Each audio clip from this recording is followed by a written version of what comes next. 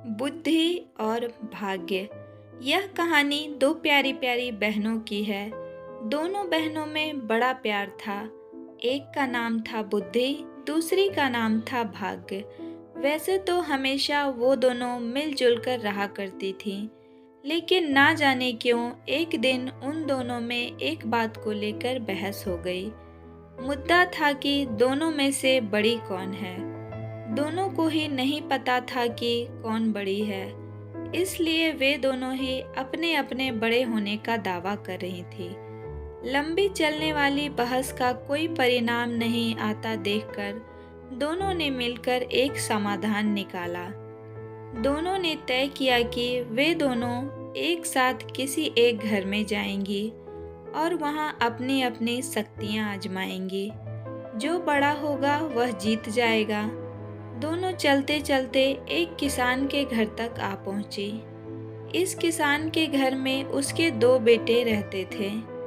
दोनों ही किसी परीक्षा की तैयारी कर रहे थे। दोनों बहनों ने तय किया कि वे दोनों एक एक भाई को अपनी शक्तियां देगी और जिसकी भी शक्तियों की मदद से जो भाई परीक्षा में अच्छे से पास हो जाएगा, उस बहन की शक्तियां और वह बहन बड़ी साबित हो जाएगी। बुद्धि ने अपनी शक्ति किसान के बड़े बेटे को और भाग्य ने छोटे बेटे को दी। अब बड़े बेटे को बुद्धि की कृपा की वजह से पढ़ाई में काफ़ी मन लगता, इसलिए वो घंटों तक पढ़ता रहता। किसान का छोटा बेटा, जिसके ऊपर भाग्य ने अपनी कृपा बरसाई थी, वो बिल्कुल पढ़ता नहीं था। जल्द ही वो दिन भी आ गया जब बड़े भाई और फिर छोटे भाई की परीक्षा होनी थी।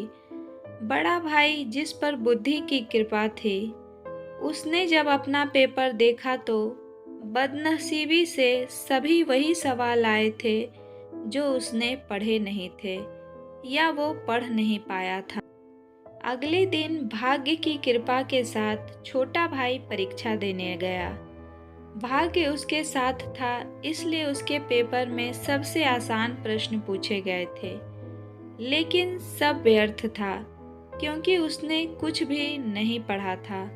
वो पछताने लगा और सोचने लगा कि उसने थोड़ी सी भी बुद्धि पढ़ाई में लगाई होती तो आज वो आसानी से पास हो जाता। इस तरह बिना भाग्य के किसान का बड़ा बेटा और बिना बुद्धि के किसान का छोटा बेटा परीक्षा में फेल हो गया। इस घटना से भाग्य और बुद्धि दोनों बहनों को ये अच्छे से समझ में आ गया कि जब वो अलग अलग हैं तब दोनों ही छोटी हैं और साथ हैं तो दोनों ही ताकतवर और बड़ी हैं। तो दोस्तों, कहते हैं ना, सिर्फ भाग्य से किसी चीज़ को नहीं पाया जाता।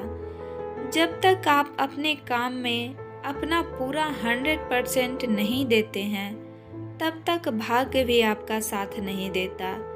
इसलिए मेहनत और भाग्य दोनों जब मिलती है तभी सफलता हमारे कदम चूमती है।